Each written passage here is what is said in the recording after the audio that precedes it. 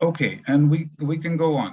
I will instead of posting, I have a bunch of links to share today, but instead of posting them individually, I will, to save time at some point, post them in bulk. They will be all, it will be all clear what they are. But I want to mention briefly. So Women in Quantum is a nonprofit organization that we support and volunteer for, that supports women in the quantum industry, provides them with networking and mentorship opportunities. Qubit for Qubit is a wonderful nonprofit that teaches middle school and high school kids quantum computing through online workshops. And the Boston Open Science Lab is an open science lab for citizens to use for a nominal fee.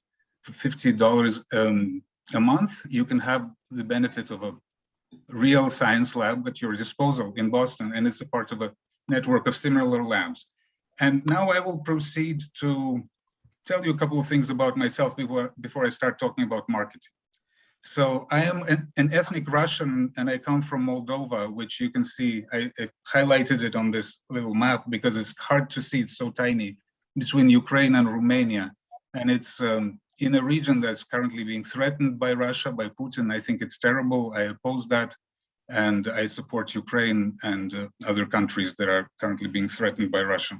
As I've highlighted below, Moldova is a wonderful wine region. Its wines rival French wines, but they're better known in Eastern Europe than in Western Europe.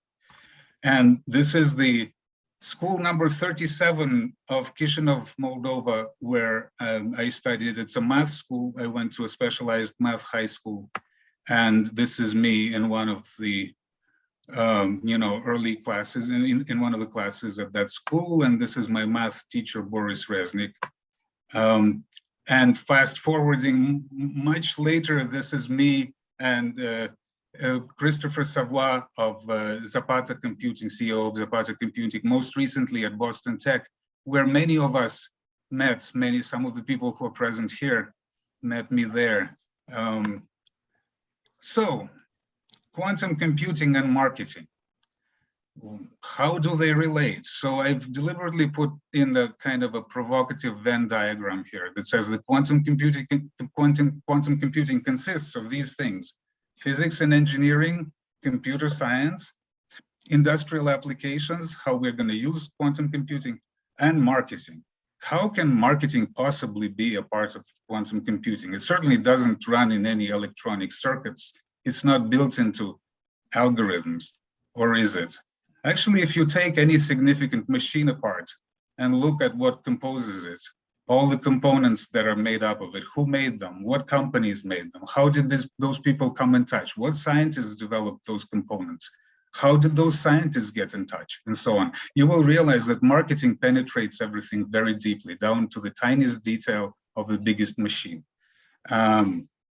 And in the field of quantum computing, marketing has a special role to play that is somewhat different from other areas, because quantum computing is highly technical. It involves a lot of knowledge, and because it hasn't really stabilized yet, there is a lot of fluidity, there's a lot of change in the industry. Marketing is going to play a very important role. So I will not go into this slide at great detail, but I would like you to take it in. These are my claims about modern marketing. It has changed a lot in the past decades, and people don't realize that it's no longer the kind of peddling salesmanship that we all despise. It's a principled thing. It's about organizing information. It's widely misunderstood. It's scientific because its results are rigorously trackable and measurable. It's really a subset of behavioral economics. I refer here to the name of Daniel Kahneman, one of my favorite current thinkers on these matters. He is an Israeli psychologist who won the Nobel Prize in economics for the study of cognitive biases. Marketing, the real marketing, is a form of education. It's a form of education curation, and it's the connecting glue of the industry. And the economy could not have run at all without marketing. And here's a marketer that has brought, one of my favorite current marketers, who's brought some dignity to the profession by generating great ideas. And one of his ideas is that today we make up tribes. We fall into tribes. We organize ourselves according to our tastes, according to our beliefs, into tribes. And these are coherent groups, self-selected coherent groups of people with shared values and so on. And I would like to make the claim that quantum is a tribe. In my experience, I've been exploring it very closely in the past 6 months.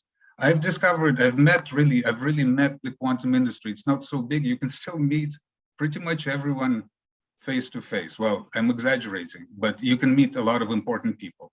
And so quantum is interdisciplinary, highbrow. It's certainly quantum people are much smarter than average. It's pluralist, partly because it's the winning technology in the quantum industry has not yet been decided. It could be trapped ions that will win, or it could be superconductors, or it could be neutral atoms, and so on. And the practitioners of these different approaches who are trying to win in the race, they have a lot of respect for each other. There's a kind of recognition that the jury is still out, the game is still going on, and so on. There is a sense of great optimism that I've noticed in this industry. There's a shared sense that we're all in this quest of discovery. There is going to be enough for everyone. There's a kind of generosity and a kind of a welcoming spirit in the quantum industry. And people feel entangled and synergistic. And one thing I will say as a poet, you can easily Google my name to establish that I'm a poet of some distinction, is that the quantum industry is poetry loving compared to other dry technical industries. At Quantum Tech, several people talked to me more than in a cursory fashion, in depth about poetry, and I was struck by the breadth of their tastes and education and so on. And in fact, in this very meetup, some months ago, Kevin invited Ryan Robinson, a wonderful quantum engineer who also happens to be a poet, and he gave this terrific talk. There was a quantum analysis of a poem by John Keats, an ode to the nightingale. I certainly didn't expect to hear anything like that here, but I did. And it's a tribe that is still numerically small, but is going to be historically very important for reasons that I think are obvious to all of us here, and I'm not going to go much deeper into. So since I'm marketing some cool things here for free, I would like to say that I will mention some cool things here, and I'm not affiliated professionally with any of these people. None of them know that I'm going to mention them. Nobody asked me to mention them. I'm just mentioning them to illustrate some marketing principles, and because this stuff is really cool. And I found these books in particular to be wonderful and quite helpful. So the first one is Essential Mathematics for Quantum Computing by Leonard Woody III.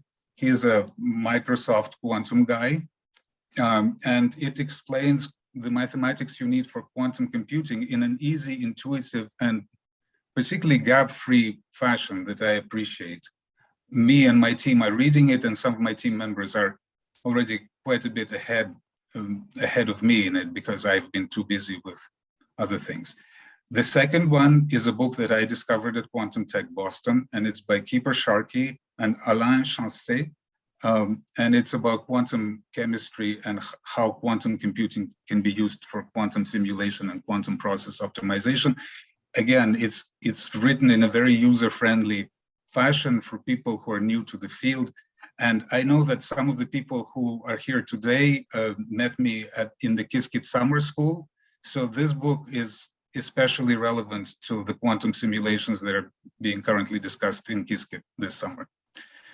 And thirdly, Understanding Quantum Technologies by Olivier Ezrati, a French student of the quantum industry, is a mammoth 800-page book about quantum technologies. It's highly informative, has a lot of information, and I just wanted to mention these books. And these are examples of cool creative marketing by Quantropy, which is a quantum computing company that practices photonics. They've made these, they hired a great artist to, I forget his name unfortunately, to make these portraits of some of the scientists and artists that you will recognize. Famous people, and these are just my photos of the copies that I have. They're made in the likeness of baseball cards, and this is a design based on them. And this is Nick Wang, whom I met of Quantropy, whom I met at Quantum Tech, And he is an example of a person who is walking marketing for his company, even though he's not even a marketer. When he speaks about their technology, he sparkles with such shining, his face lights up with such smiles. He basically carries the sun with him. And it's a great asset for a company to have a person like that, in my opinion. And here's another cool thing. How many of you have heard of Qilimanjaro?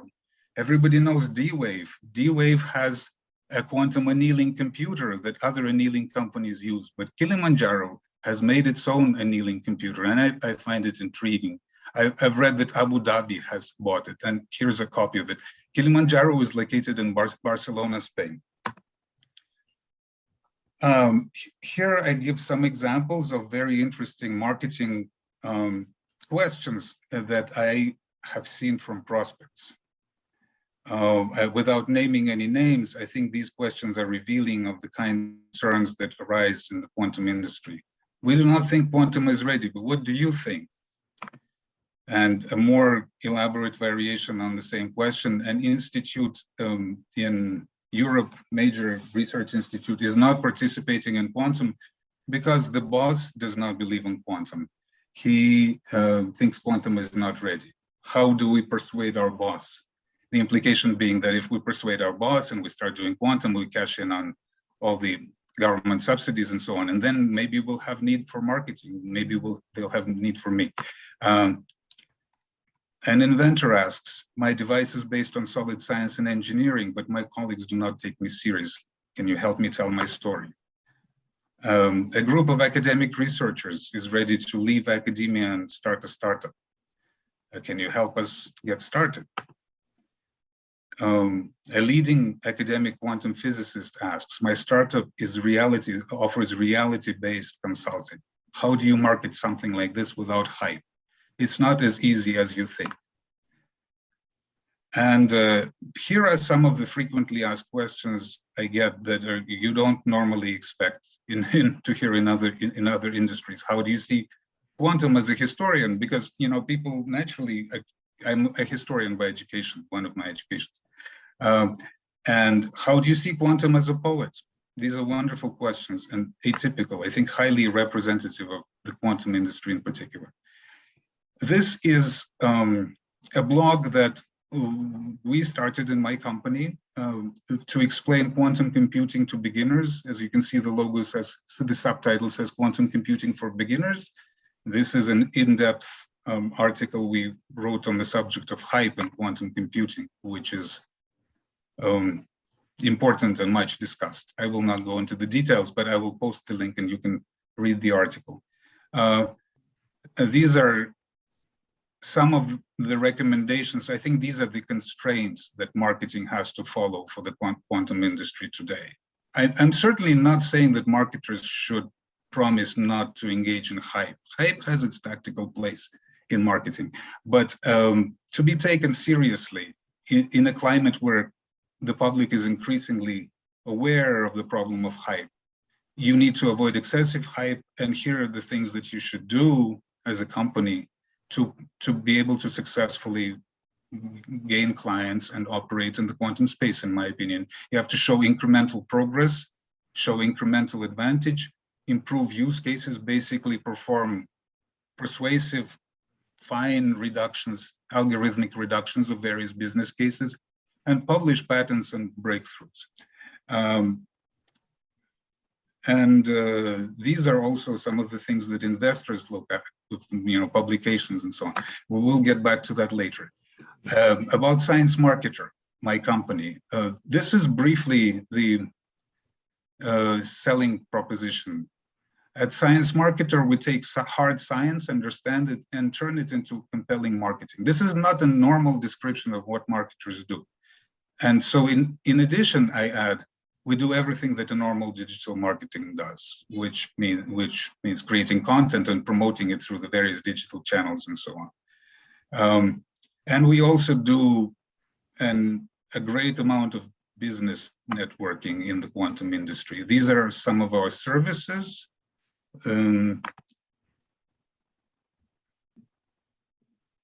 These are some of the other industries that we have historically worked in: medical devices, analytical instrumentation, pharma, and so on. Quantum is a recent pivoting for us. We actually started learning quantum at the start of this year, but for about half a year, we were only networking and researching it, and have started actively offering our services only now. So there is more information about the company, but I will skip it. I want to, yeah, so here's a cool thing. Here's an example of how marketing can be effective and useful in very technical disciplines. Here you see a device that's called a handheld X-ray fluorescence analyzer, a handheld XRF analyzer. The point about it being that this is the term that the manufacturer uses. The manufacturer typically may not know that to a guy in a jewelry shop, this is a carat reader or a gold meter. And to a guy in a scrapyard, this is a metal ID gun, or simply a metal tester, or a scrap scanner, or something like that. And so across industries, there are various terms that people come up with to describe a thing that they need that solves their problem. And then they go to Google and they search for these things. And often the manufacturer does not know that these are the terms that the user, that people are using to find a device that is very much like what he has to offer. And therefore, I, who have a certain small background in linguistics, and a colleague of mine who is here, Julia Kleiman, also a linguist by training, we together have worked out methods of mining Google's and other search engines databases to discover these terms. We basically, in a certain sense, reduce the problem of market discovery to the problem of search term discovery. And I thought I would point this out as an interesting facet of what we do. These are some of our staple services. They are, you know, this description is not, by the way, this is from my old brand, from my old site, searchbenefit.com, which is still there. It's been in business for 13 years. So these are standard marketing, digital marketing services. And this infographic illustrates how the funnel is formed across the digital channels that results in leads being driven to the website and eventually resulting in sales. But what about business networking? That's something that we have come to love in quantum, because quantum is so diverse and at the same time so entangled. So there is possibility for connecting companies, clients, academics, consultants, investors, IP lawyers, job seekers, and recruiters of every description. And we happen to be right at the center of all that, in all that excitement. And one thing I would like to mention as a takeaway, maybe for startup people who are thinking of starting a startup, this is what I've learned. These are the first things that investors look at when they evaluate your quantum startup. Are you working on a technology, or are you doing something else? They want people who are working on technologies, not consultancies, but something that will scale. Do you have breakthrough IP, intellectual property? Do you have patents, publications? And how many PhDs are there on your team? So these are maybe somewhat superficial criteria, but they're important. They're worth keeping in mind. Here is myself, Julia Kleiman, and some other members of our team, our web developer. Shushmit Panda, I would like to mention especially. He has worked with us for 2 years. Together we started the site Quantum Poet. He's a poet, a wonderful poet of some distinction too. But lately we've discovered that he is very talented mathematically. In just 2 months, he has covered a lot of math, much more than I have. And I've always known that I can do math, but he didn't. That's the thing. That's the beauty of it. So through Quantum, we achieve wonders. So here is a new team member, one of our, most advanced consultants, Michael Preschuk, a postdoctoral fellow at Quantum Lab at the University of Berkeley. Srinjoy Ganguly, another quantum academic professor, and academics in lesser standing, but also subject matter experts, as well as our business consultants.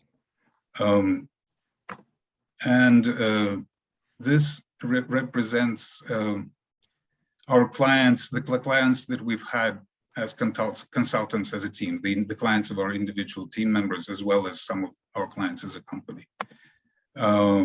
Some quotes about our past marketing success.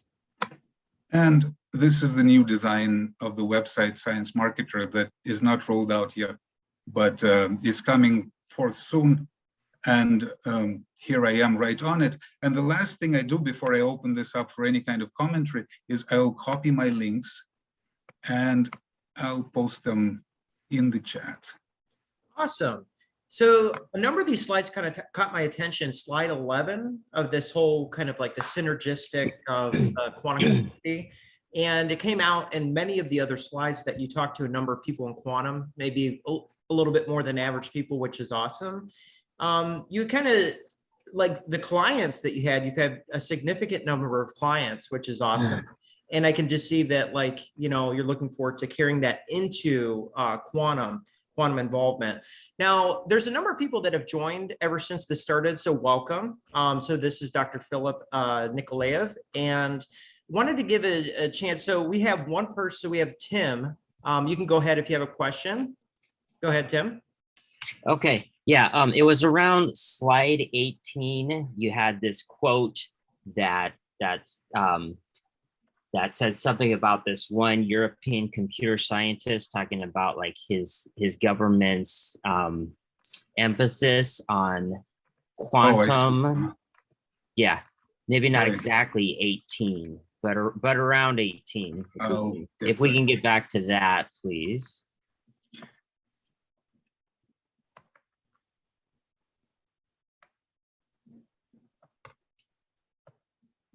Yeah. Okay. There we go. Actually, okay, that looks like 19, but okay. So anyways, do you know what European country this is? Yeah, but I'd rather not say. Okay, that's fine. It's a bit sensitive. Okay, that's fine. Anyways, you know, that Europe is actually one of the places I'm really looking at trying to get a job in, even though I'm an American. It looks like a really good market. I saw this one map, this world map, and then it showed, you know, how much, you know, each nation's government is putting into basically quantum technologies in general. And I saw that Germany was actually number 2 behind China. So, yeah. And then also, you know, countries around that region, like the Germanic countries like Austria and Switzerland and the Netherlands, they're also big into quantum technologies. Yeah, right. No, it's exciting to watch everything that's going on there. But much of this was represented at Quantum Tech in Boston. The Munich Quantum Valley was there, and various other German initiatives, as well as quite a few British ones. In Scotland, they have a whole bunch of national quantum computing centers and initiatives and so on. That was also quite great to find out about.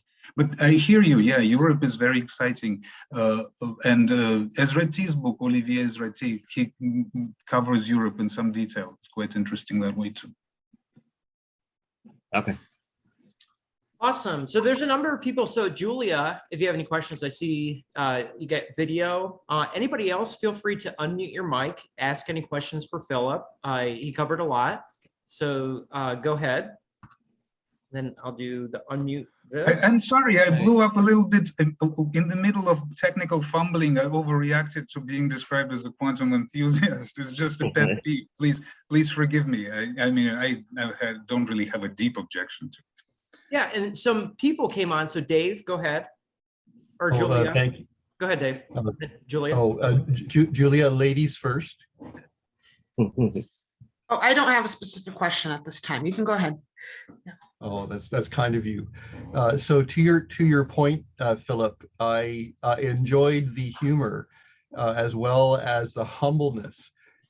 In the presentation, Kevin, in fact, has your title as quantum enthusiast. And for you to then ask Kevin to ask you whether you're a quantum enthusiast really shows your credibility and your integrity.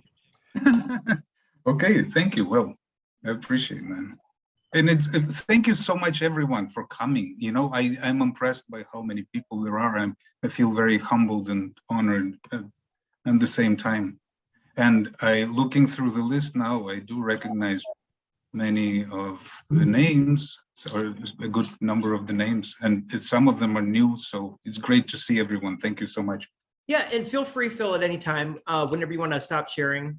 This is so. Yulia has become visible. She's a dear colleague of mine, and we go way back. And we've been working on marketing together for, I would say, 13 years now. Very cool. Together, yeah. Awesome. Yulia, do you want to comment or add anything to what I've said? You guys have to give me a minute. My house is loud. I'm waiting for the child noise to disappear into the background. Okay. And if anybody else we haven't heard from, like I said, thanks again to Phil. This is probably the biggest that we've had, and people keep coming on. Thanks again, Phil, for sharing it in different kind of the members groups on LinkedIn.